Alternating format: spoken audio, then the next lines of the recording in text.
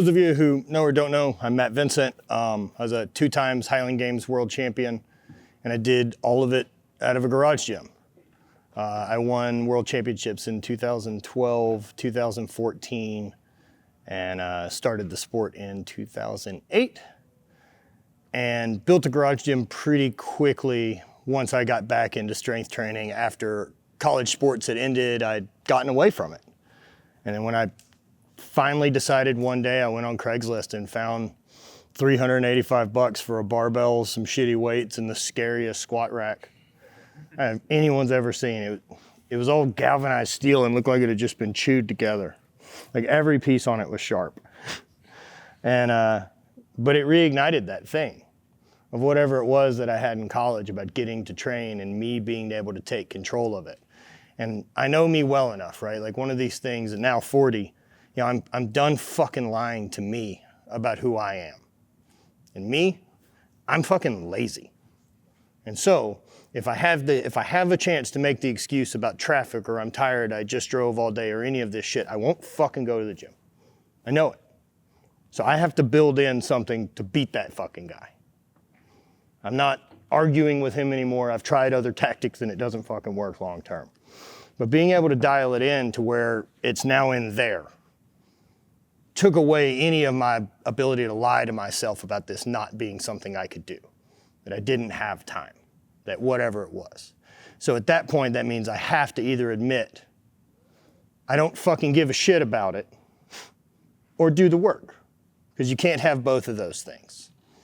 And so I ended up leaning into it. And, you know, Highland Games being a little bit of a unique sport, you know, did some years of strongman. I did some years of powerlifting out of my garage. And when I found, you know, Highland Games after college track and field, it's a pretty natural fit. And started training in a field by myself and trained in a garage by myself. I've never had training partners because I know that if I have a schedule, chances are I'm gonna fuck it up. And so I need to know, like, oh, I feel like training, I'm in my fucking gym, I can train now for an hour before my idiot ADHD kicks back in and thinks of something else to go do. And so I'm trying to outsmart that guy. But having that time to train by myself and get all those years by myself, like I didn't realize really what I was getting for it in the time. And now being able to reflect, like I built so much self-discipline because no one gave a shit. I did it because I fucking cared about it. And if I care about something, that means I fucking choose to show up. I don't give a fuck if anyone else gets it.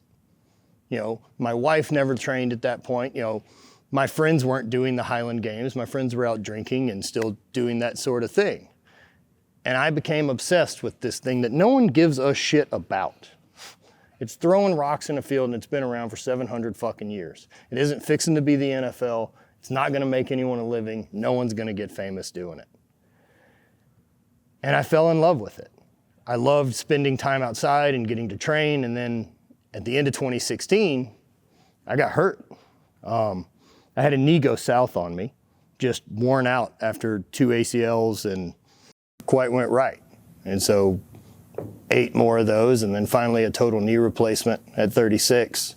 You know, the garage gym ended up saving my fucking life because I'm stuck at home between all these surgeries and stuck in chronic pain, and this was still something that I could control. You know, there was so much that I felt at that time in my life that had been taken from me and I wasn't in control of and I couldn't manage anymore, but this I could. I could still manage to get in there and put in effort and still do the rehab and still give a shit. Because I know that if I don't fix the chronic pain thing, I won't run the clock out of life in that style. At some point, I don't know if it's 2 years or 5 years or 20 fucking years, but I'll punch out because I can't fucking do things. I need the physical part of me too much. And so using that thing now to get myself out of that hole saved my life. You know, the same tools of being able to show up every day, put in some effort with intention and give a shit. And it gave me the power to do that. And since then, building a brand and having a podcast and being able to actually, but it all stems from me choosing to spend that $400 on Craigslist. Like without that step, I'm not here. Having that thing in my house taught me all of it. And so now at this age and trying to make the most of this life in front of me, I realize these big lessons that I got from it. It's total accountability. That there isn't any fucking excuse. Like if I'm not making progress, it's because I don't want to. And I'm choosing not to. Either way about it, I don't have a feeling or a judgment anymore or anything I'm trying to hide. It's just a simple fact that my actions are telling me exactly what I want to be. And if they're not aligned, it's going to be uncomfortable. But you having that space in your home that's yours to become a better version of yourself is a fucking incredible unlock. And you even choosing to have it separates you from the bell curve of fucking people who are going to sit around their entire lives pointing their finger about why they can't. You've fucking taken the wheel. And choosing to take the wheel on your physical health and being stronger isn't any different from choosing to take the wheel on your mental health or your emotional health. You treat it the exact same way. It's showing up with awareness, right? No one here reviews a bad squat with emotion. You can say, oh, I can fix that. I need to push my hips back better. I can look at it and kind of review the tape and then make a better decision the next time you do it. Well, apply the same rules to how you talk to your partner. Apply the same rules to the way that you run your business. You know, what was the last move? What was the outcome? What do I choose to do to make it better? And instead of having some ego get in the way of it should have worked or this and that or it's because of this, that's all scarce-minded bullshit. You know, it's figuring out your own puzzle. And that tool that you've got there as a garage gym is the fucking key to it. Because if you can master that thing, you get it, right? Like, that's understanding delayed gratification. You're already fucking beating everybody. That one alone will do it. Everyone needs it right fucking now. One of the coolest things about meeting strong people is there's no way to fucking fake it. You can't fake that repetition. You can't fake those times that we know that we've all fucking died there for it. So there's that shared thing. You know, choosing to have your own space to manage that part of your life separates you. Be stoked on it. It's a big fucking choice. Taking control of your health, that echoes through the rest of it. But that total accountability of moment of being able to say that it's not up to anyone else. That it's for me because I give a fuck. No one else has to understand. We don't need permission to do it. You don't need permission to give a fuck and take care of yourself. Do it for you and nobody else. And building that person up through repetition and through trial and through stress is what makes you your best self, right? We're not gonna adapt and become better or stronger unless we're tested. And so we have to choose stress. In the same way, if I want my muscles to grow, it's through stress and adaptation over a really long fucking time. Well, that's how it's gonna be for the rest of my emotions. That's how it's gonna be for managing anxiety.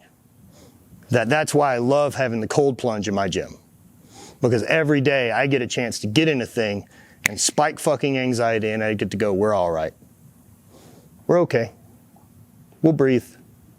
This will pass. And when it pops up in life, when it's unplanned, you're better prepared. That's why we train. That's what that place gives us. My garage gym went from being in my first house to my second house. And then now that I'm in St. Louis, I've built a facility that's got my podcast studio, named it DOPE, for a division of performance enhancement. And that place is for anybody to get better. That's it. For my team, for myself, we don't open it to the public. I open it on Sundays, 10 to 2, for anybody who wants to come in. I keep it cannabis friendly, and I allow people to come in and hang out, hold communication. And if you're looking for fucking people who want to get better at life, we're here.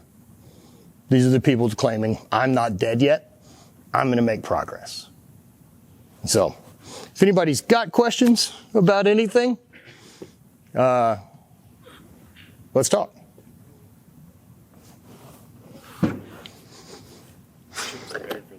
Sorry. Yeah.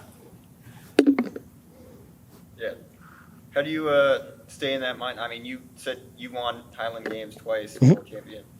How do you stay in that mindset after you feel like you've already made it? You know, I feel like after I met my wife, I've kind of hit like all the dreams and stuff like that of actually getting a girl like you and something like that.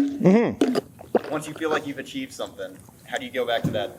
So it was a really hard transition, man, losing sport. Because, I mean, I went from finishing second in the world at the end of 2016. Like, I didn't know that was my last competition. I was going in for an ACL surgery. They fucking blow through these all the time. I can do the rehab, and it just never worked out, man. I remember there being a switch at some point that I was more worried about whether or not I could walk than ever compete again. And that just put a different perspective on things. And things got super dark because I really wasn't ever prepared to not have this thing work. I've fully taken for granted the fact that this machine that I got lucky enough to be dropped into has done everything I've ever fucking asked of it since jump.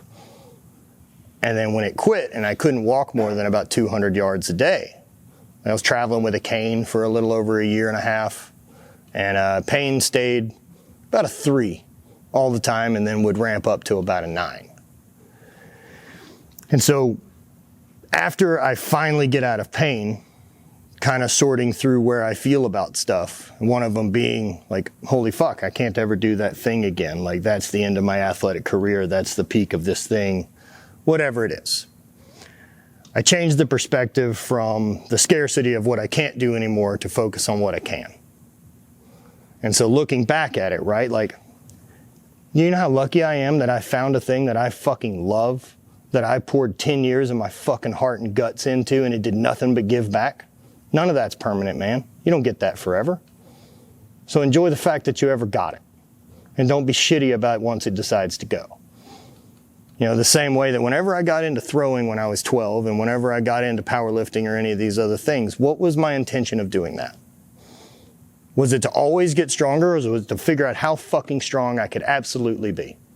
And I want to know those metrics. I'm not that turned on by figuring out what my max squat is at 40 with a fake knee. I know my max squat. I squat 1,000 pounds in gear and I squat 710 raw. It'll never be stronger than that. But that doesn't change that I have that metric. Well, now how far can I run? What else can I tolerate? How can I manage cold? Like, I want to know everything this thing's fucking capable of, not just one avenue. I found the strength thing, and the rules that made me really great at it, I now apply to just getting better at whatever the fuck else I want. You know, I decided 2 years ago after knee surgery to take on endurance. And so started running. I've never run. Like, I don't run whole miles or anything. I have a fake knee and a shitty hip. But so I took off training for it, and all I really did programming wise was simple linear progression of deciding I'll show up and run some every single day for 12 weeks. And I finished with doing a 20-mile trail run in Bryce Canyon. And it reminded me that I wasn't fucking broken anymore. That while I couldn't do any of the heavy lifting, this was definitely something that I had deemed fucking impossible. And I proved that to myself. They're like, oh shit, we can do impossible things. What else can we do? And then understanding that, you know, I'm on the clock, man. Fuck 40. It's a race. At some point, either this is gonna quit or this is gonna quit. I don't know which one first, but I'm gonna do every damn thing I can to make sure they work as long as possible. So that's how I shifted mindset. I'm excited about what else I can fucking do now. I'll never throw further again. Great. Great chapter. I don't want to be that guy all the way through. That's a chapter, man.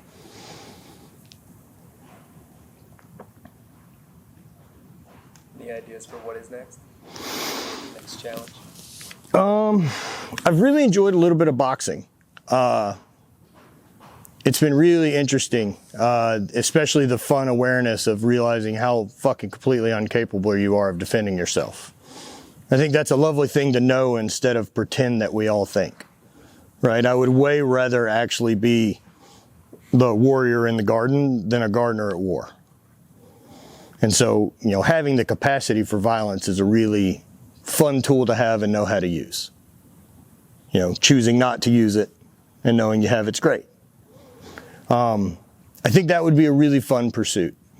I just have not put the gas on trying to train for it seriously yet. I'll have to at some point decide I have a fight in some regards, however many weeks from now, and then I won't be able to not think about it. But that one seems fun. I think some other endurance stuff has been fun. I'd like to do some more like multi-day hikes. I like being outside.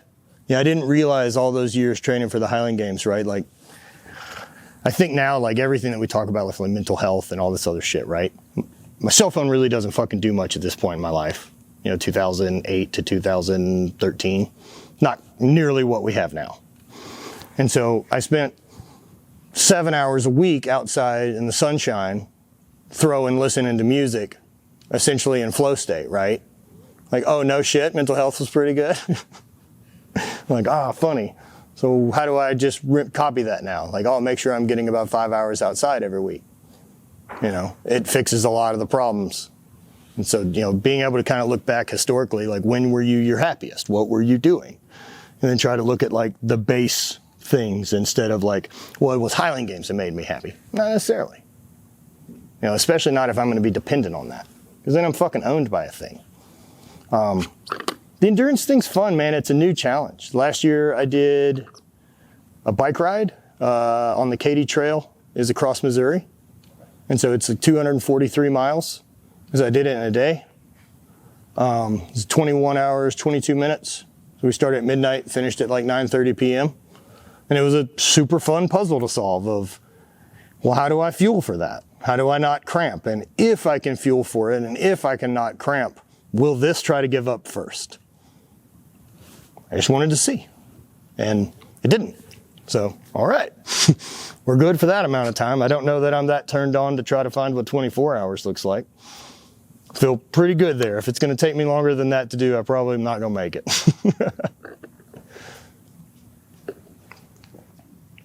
Matt, what have you done to strengthen your mental fortitude for all this? Like, are there any like practices or tools you can use to strengthen that and like overcome these things, or is it just kind of innate for you? So it's definitely not innate, fucking by no stretch. I got really fortunate kind of toward the end of things in my career, and then when I was hurting, things kind of went dark for me. Like once I kind of really took accountability and was honest with myself of like, if I don't solve this problem, I'll kill myself. How did you solve it? I decided at that point, if that's what not solving it means, everything's on the table to figure out if it works.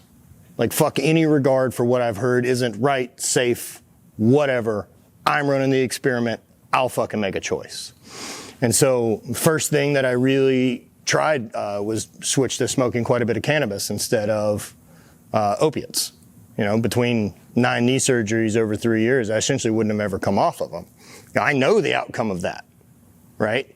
And so made a switch to cannabis and noticed that like, holy shit, I could sleep. And if I sleep, I felt better the next day and I was less shitty with the people around me, and it kind of took this edge off and made me a little bit less of a cunt.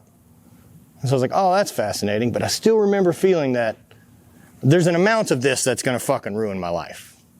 Were you smoking downstairs? Is that Oh, yeah. Yeah, I knew I smelled it. Yeah, I smoke all the time. That's the end of the story. And so once I kind of had that realization of like, oh, holy shit, none of that's true. Especially not for me, right? I think everybody's an individual and should figure out for themselves. I don't believe there's any real right or wrong. And so from that, I experimented with some mushrooms and, really hadn't touched any type of drugs in my life until 33, 34 years old around this time. And got lucky to have a bunch of really great friends in the awareness wellness space through ONNIT in Austin, Texas. And got to see people living in a way that I didn't believe was a fucking real way to be. That I got around a group of people who didn't operate out of scarcity, and there wasn't ever bitterness, and there wasn't jealousy, and there wasn't ever anything but, I want to see you succeed. How can I help? And I was fucking blown away by it. That they didn't treat anything as a scarce commodity, not love, not anything.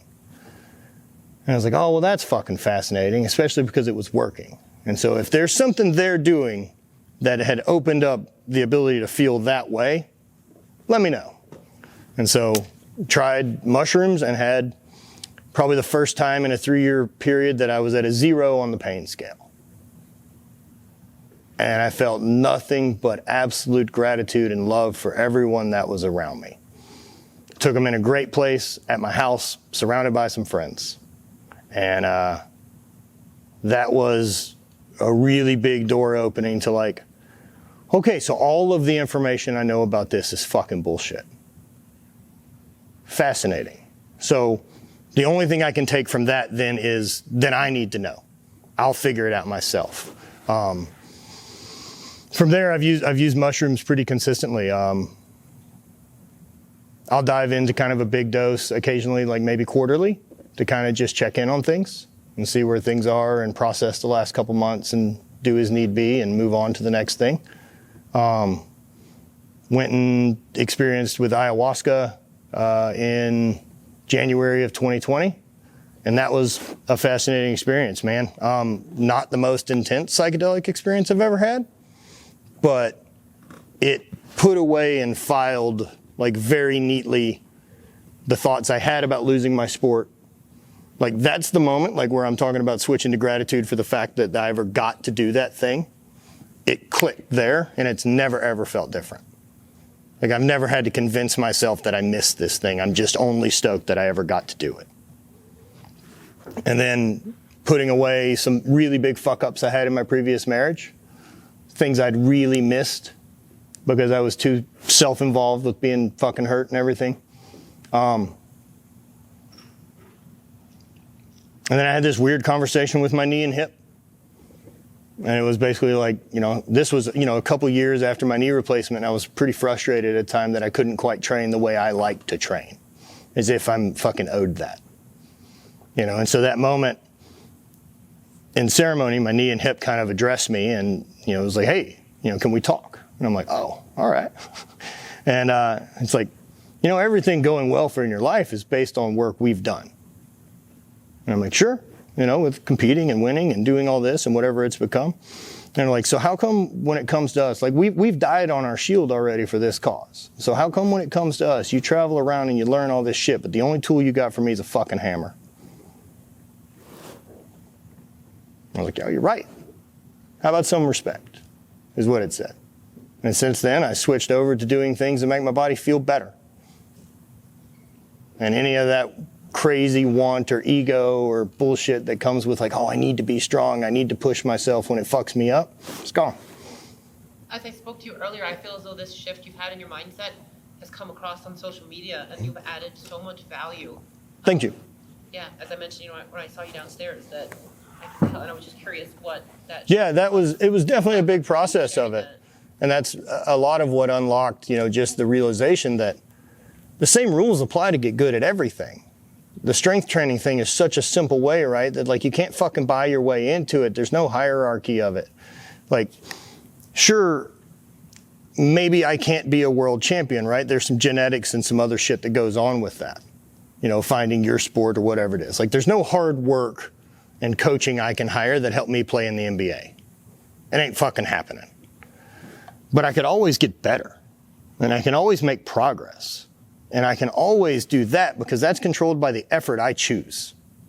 And I'm accountable to that and that alone. So if I'm not making progress, that only means I'm not choosing to put in the effort. Do we want it or do we not? Because if we don't, let it the fuck go and find something you give a fuck about. Because I've never been successful worth a shit at anything I'm lukewarm on. I need obsession. Like that's the other part of the superpower of the coin of being so fucking ADHD.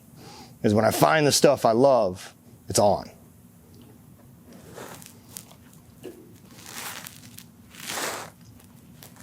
So you mentioned that you're doing like long distance training, cold plunging. You still have a gym at home, but you also have the satellite location. No, so the satellite location is essentially now my home gym. It's about 2 miles from my house. So what does training look like now? So I understand you're doing, Yeah. We're going to show up every day and we're going to go longer distance, periodization, that stuff. Yep. But like, what is base training right now? So every week I'm going to bench, squat, deadlift, and overhead press of some sort every week forever. Yeah. Whether that's trap bar or off of blocks or a safety squat bar or Hatfield squats, I don't give a shit. Yep.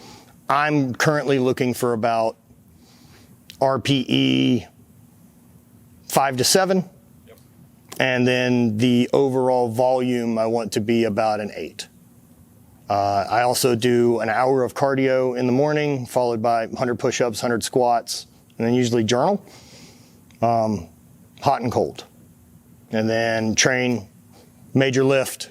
So if I'm gonna overhead press, I'm gonna do pull-ups. If I'm gonna bench, I'm gonna do some rows. If I'm gonna squat, I'll do leg extensions and leg curls. If I'm gonna deadlift, I'll probably end up doing Nordics and something else. So is that still on your own? Oh yeah. Yeah, just by myself every day. I know what happens if I don't. Yeah. It's It's interesting because I've had the same thing. So I've had people that come into the gym, and I've some that come in periodically, but the times where it's been like the schedule, that seems to be where things kind of can fall apart. Like, because it's supposed to be for accountability, but sometimes it just doesn't work. Yeah, I mean, look, I believe that the only way the accountability thing works is like you've got to fucking own it. Like it's the only, like I can't want it for you. You know, I work with a lot of people in a coaching group, and one of the things I tell them is like, someone else can't believe in your fucking dreams more than you. It doesn't fucking work. I'll never give a shit about your success more than you. I care about mine. Like I want to build that and be around people who feel about their life the way I do. And I show up because there's nothing more valuable to me than time. And so getting to spend it where I want to, improving myself, is much better than being stuck all day in a reactionary state about what life throws at me. Yeah. And so I typically try to take that from moment one early in the morning before life gets a chance. Yeah. I consider that like, that's putting my own oxygen mask on before I fucking help anyone else. And so, man, people that don't have the accountability, I don't know. I think they should get it. Yep. I don't know how to make them, other than lead by example. Especially once you understand that you're nothing but the sum of the experiences that got you there. And so if I can tell you what your habits are based on who you are, you know what I mean? Like you can tell what material people consume, you can tell what foods they eat, you can across the board. And so your habits make you who you are. Like, oh, I'm not disciplined. Well, you fucking choose to be. Discipline's not genetic. When you're not in shape, choose to be. You can fix it. You're not smart, fucking learn. You have this thing, you carry it around all goddamn day. It has the information of forever in it. Not being educated at this point and not being aware of your health and not being aware of what nutrition works for you is choosing to be fucking ignorant. I'm not that turned on by people who choose that path. But until people recognize it, that like, holy shit, I can just make different actions and then I become that. Oh, I'm not a runner. Well, just fucking run a little bit every day for the next 2 years. Guess what you are then? It's a matter of time. That's the beauty of this delayed gratification thing we all get from training at home. That's what the beauty of anyone who's ever gotten strong gets, is I understand that I'm doing this now to give future me fucking options. If that's a long-winded answer, as they are. Good answer. Perfect. Did you say you're doing both cold and heat therapy? Mm-hmm. Just cold? Yeah, I do both. So I'll typically do sauna first and then do the cold. Like a steam sauna? Just an infrared. Infrared. Yeah. Gets up to like 167.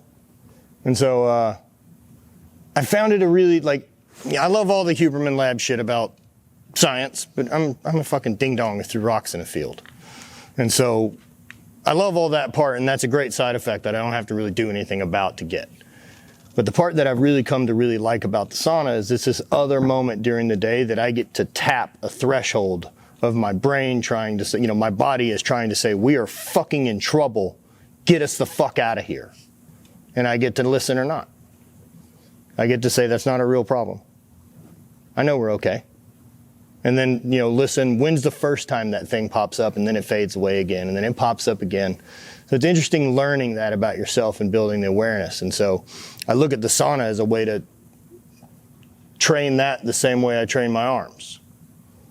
I get a chance to be able to not listen to that voice whenever it says, we're uncomfortable, stop.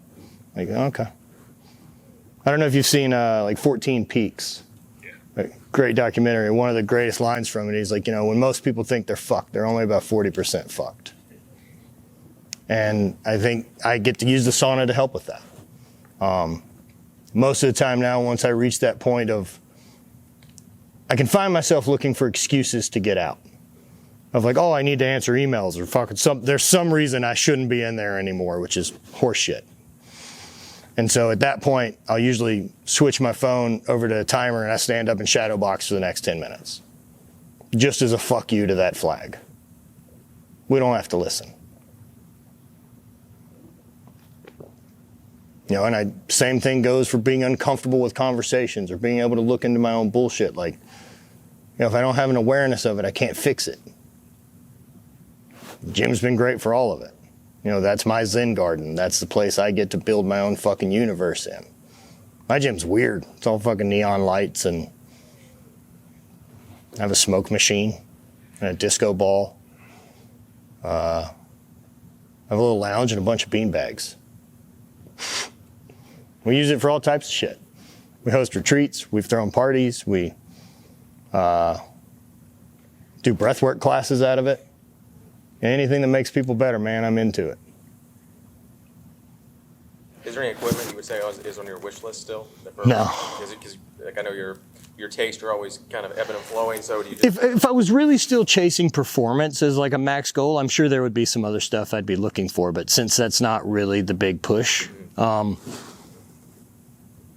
a really nice bike that's a trainer that I would love to have, but I have enough that works just fine. Do you ever get any requests from, like, as you said, you have your staff and your friends and stuff to train? Do they ever put something in your ears like, hey, it'd be really nice if we had this? Or no, we kind of have everything. Nice. I mean, I've got a cable crossover and dumbbells up to 150 and the Caillou bells, a water bag, a heavy bag, a sauna, the cold plunge. I have 2 squat racks, both with jammer arms, a belt squat, an assault bike, a Troform runner, a bench, a weightlifting platform, full bumper plates across the gym. You ended up building that all out when you came to St. Louis? Yeah. No, I built it all out. Like, No. There's only so even really nothing left from, like, you know, your OG gyms.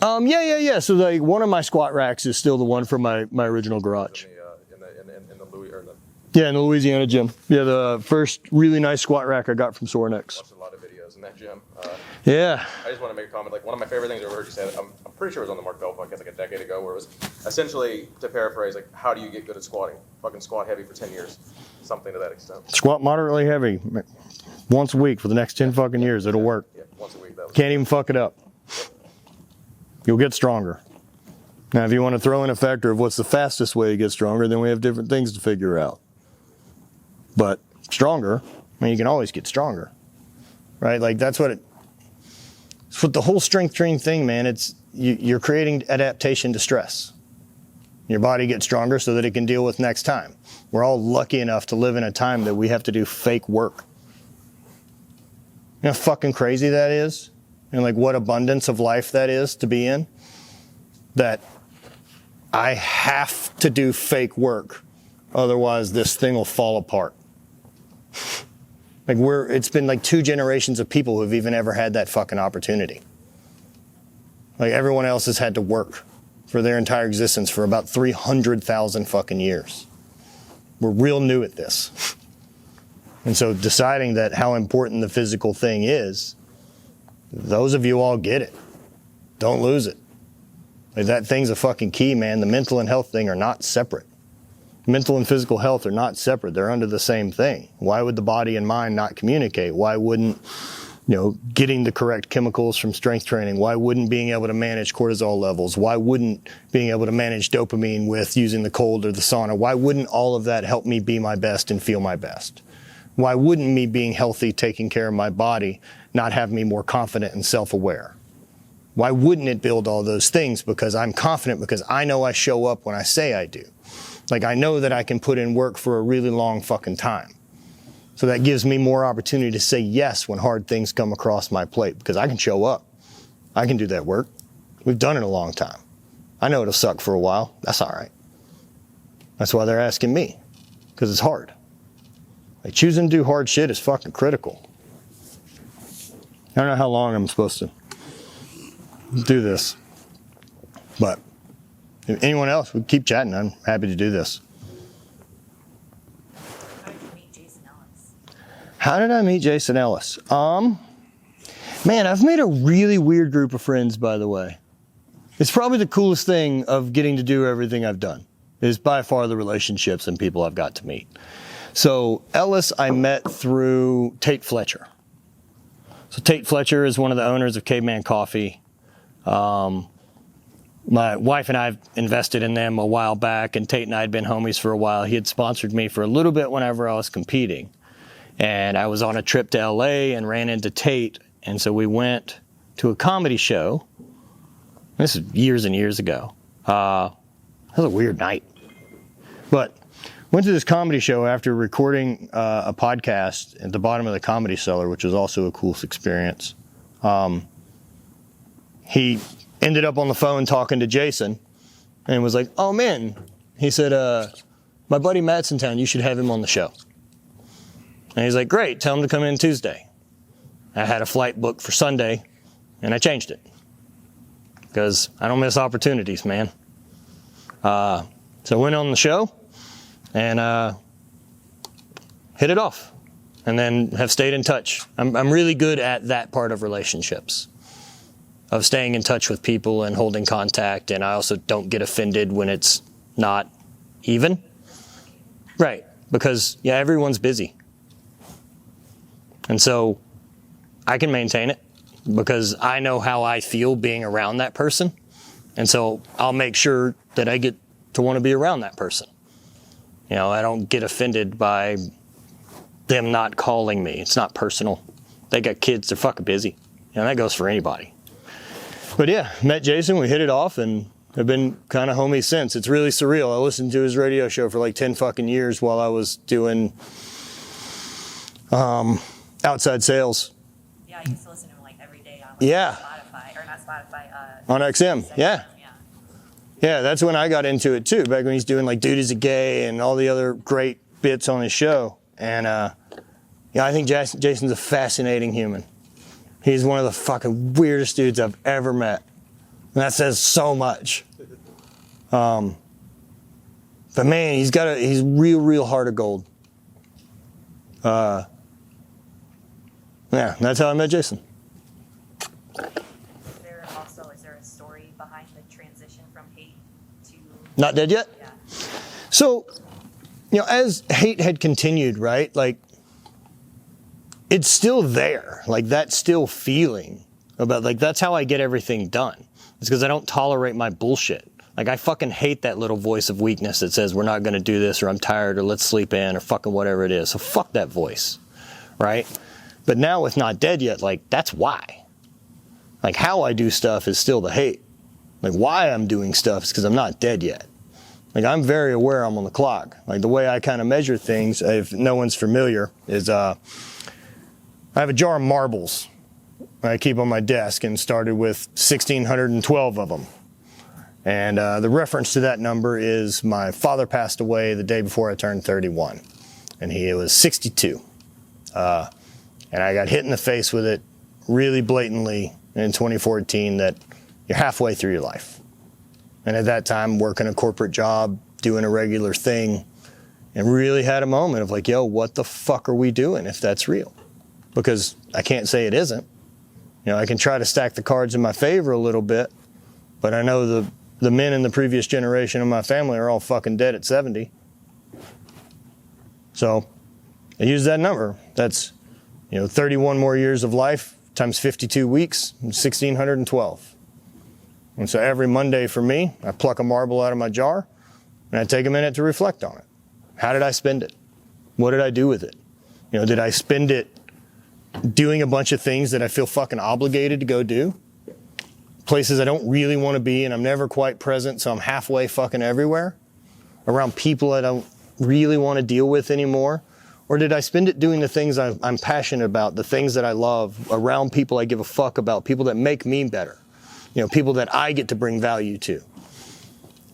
Either way, marble goes in the fucking trash. And if one's not more valuable than the other, why the fuck aren't I doing the things that I give a shit about? And so, with now 1,144 weeks, as I turned 40 last week, that's how long I got to do everything I've ever dreamed about. Clock's running. You know, man, I have a ton of shit I want to do. So many things. I'll happily die fucking tired. But the idea of just tuning out and getting comfortable and letting my brain switch to autopilot and let weeks fucking disappear like they did when I was hurt, let time just fucking vanish, where months and months just disappear, you know, that happens because nothing new's going on. You're not challenged. You're not testing yourself.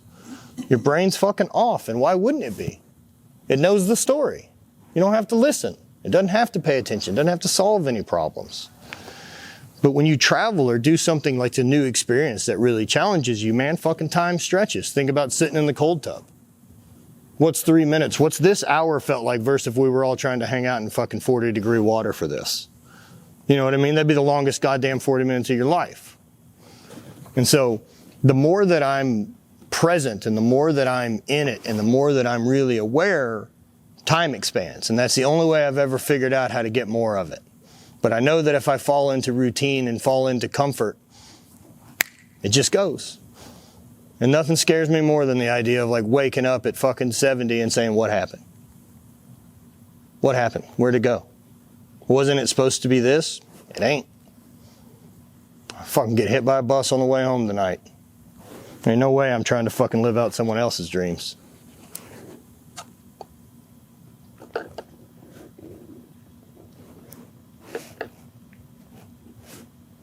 Cool?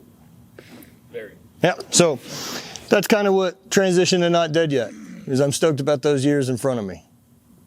You know, and I think, I don't know of anyone in here, and I imagine some of you have had a brush with mortality. Changes things. And kind of any of those moments where I'm tired and beat up and exhausted, if I got air in my lungs, I'm not dead yet. We can keep making forward progress. And if we're not dead yet, we'll keep growing and adapting. We can keep changing. But till then, I'm on the gas. So this mindset of like pursuing something with this type of like determination, consistency, there's kind of like an inherent, like, there's no better way to put it, like selfishness that, or it could be perceived by people in your circle as being selfish, right? These people have opinions. There are like these social obligations, and so pursuing. What would those social obligations be? Whatever they are, like the stuff that you just talked about. Like I'm kind of trying to to sprout something out of you that you kind of mentioned to me earlier. So because I think it's relevant and it's important, but whatever those obligations are, like, or even for some of us, right? Like we're into home gym stuff. Like we have like $20,000, $50,000 in our garage. Fuck like, yeah. There's no justification for these things. But like, so what I'm trying to get at is like, when you're pursuing something like that, when you made that switch, right, where you're like, you know what, like fuck this, I'm gonna do these things. I'm gonna explore these, you know, everything, marijuana, whatever it takes.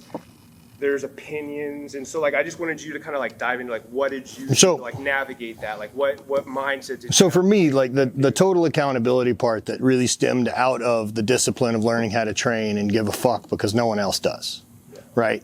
That total accountability for me means nobody gets a fucking vote in my life. I love my wife and I appreciate her opinion, but at the end of the day, she doesn't get a fucking vote. If I want to go do a thing, I don't need fucking permission to do that. I'm a goddamn grown-up. I don't need permission.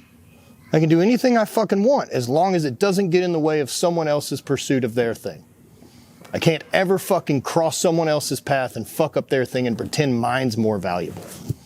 And that goes for the other people in my life as well. I will support your fucking pursuit in every way until you ever think it's more important than mine. Not that mine is, but you got weird. Yeah. Right? And like, no fucking way. I've had it happen. I've lost fucking touch with people who've been mentors. People that don't fucking get it. And for me, like, you know, it's all on me. Nobody else gets a fucking vote. They don't get a vote what I want to dress. They don't get a vote what I want to wear. But with that comes consequences. You know, I don't have to do shit. You know, I remember feeling at some point I didn't want to go to family stuff anymore because I sat around and fucking drank. And that's not who I want to be. So I just quit fucking going. People were bummed about it? They were. Guess what? Oh well. I'm not that bummed about not spending time with people who are bummed that I'm not there drinking. And so like, yeah, I don't have to go. I'm an adult. There's no fucking repercussions. You can feel badly about it, but we don't have to fucking talk. You know, that's been a cool realization with my mom over the last couple of years, is that I don't feel obligation to be around her because she gave me birth. I like Evelyn Vincent.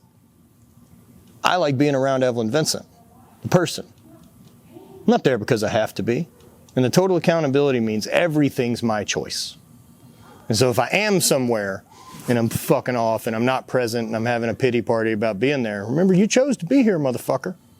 At some point, there was a decision that you made that ended up where here we are today. Nobody else. Whether that was you got married to someone who yells at you because you don't do things, or whatever the fucking choice was, you chose it somewhere down the road. So either make a new fucking decision or decide it's okay. But don't sit there and live in the fucking in-between.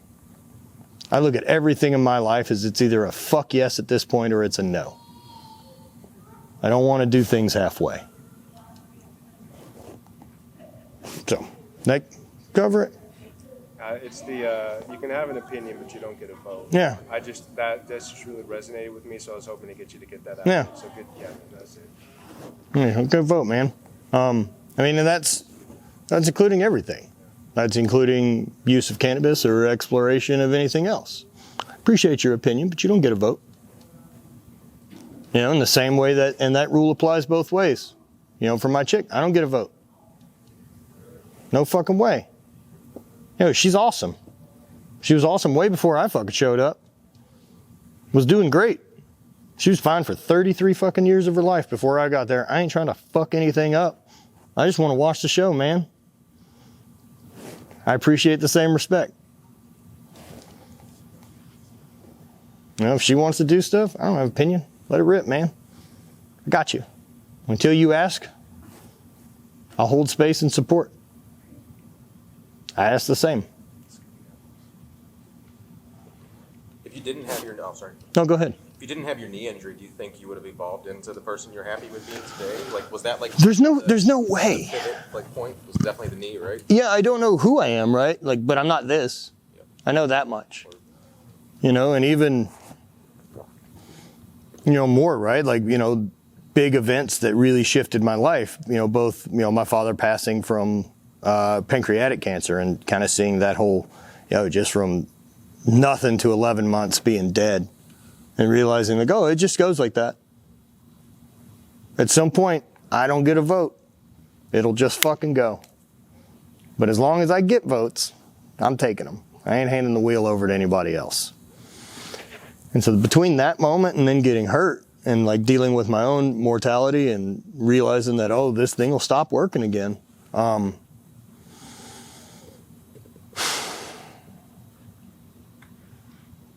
Yeah, those two big moments, man, really shifted everything to being really where I got to. And so I don't know. You know, I don't know how well I would have handled the challenge getting worse at the Highland Games over time with age. I don't know. I think that would have been weirdly challenging, and I don't know when that guy decides to say, we're good on that. You went out on top, but did you retire like either within a year or so? My last competition, I took second in the world. So that's pretty awesome to walk. I would have liked throwing more. It was fun. I mean, throwing's, yeah, I'll never be better at another thing. I got to be best in the world at a thing. That's fucking crazy. Much less twice. And so I kind of use that as to relieve a lot of anxiety on the backside of like, yeah, I'm never going to be best in the world at a second thing, most likely at 40 with a fake knee. So like, sick. Why don't we just see what we can learn from it and steal all the beginner gains from as many new things that I possibly can and move on. I mean, the only thing I can really do is try to just be the most kick-ass version of me and have an idea of what I think that looks like. And without an idea of what you want it to be, it's really hard to point the compass and start taking action.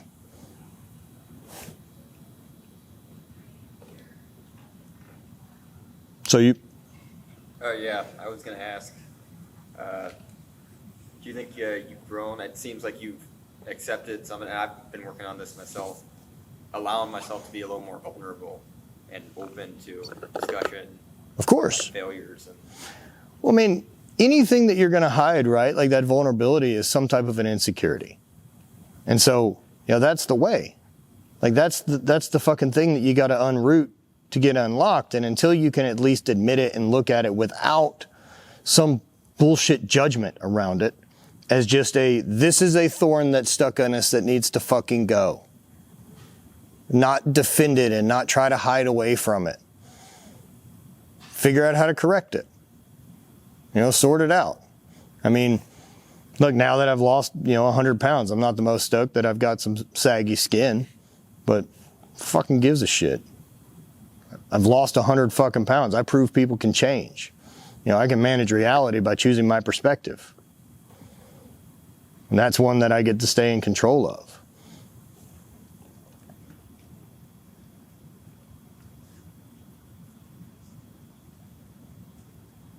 Yeah, man, I don't want to fucking give anyone the opportunity to fucking choose what I get to do with my life.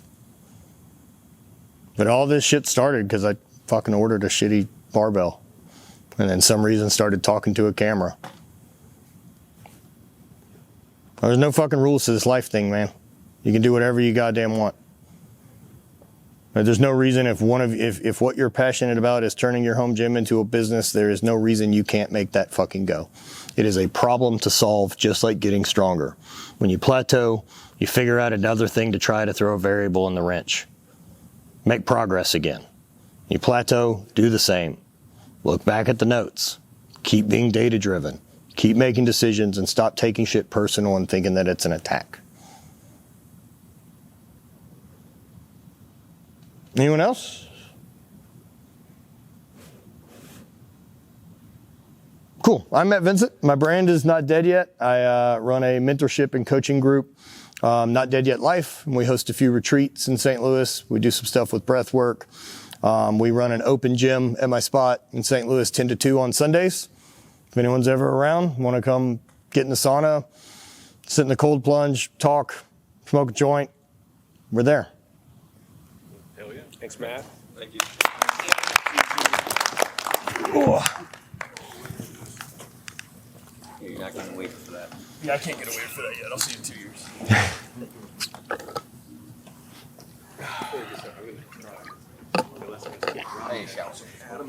Shuttle we're taking, or is it only gonna drive? Yeah, how are we getting to dinner? What? To where? Dinner tonight. What is up with that? Shuttle at 6:30. I'm sure I got an itinerary at some point, but it's been a hell of a week. The location on the shuttle, I gotta check with Jake on. Adam's It's at gonna take us 6:30 or for 7? the Pete Dyke golf course. That's like in the 45 minutes. Okay, cool. place, yeah. You guys there? 6:30 Yeah. or 7? Well, that's like Much appreciated. Yeah, thanks, man. Appreciate your name. Jay. Jay, nice to meet you, man. Oh, you too. Yeah. Yeah, no, your testimony reminds me so much of George St. Pierre. On one day on his Instagram, he's obviously retired now, but he said, he's coming back from practice. He's like, I'm not getting better physically, but I'm gaining more knowledge that I can either pass on to someone or just, have for my own, installation, for jujitsu. So it's like, like you said, the mental and physical, they're not separate,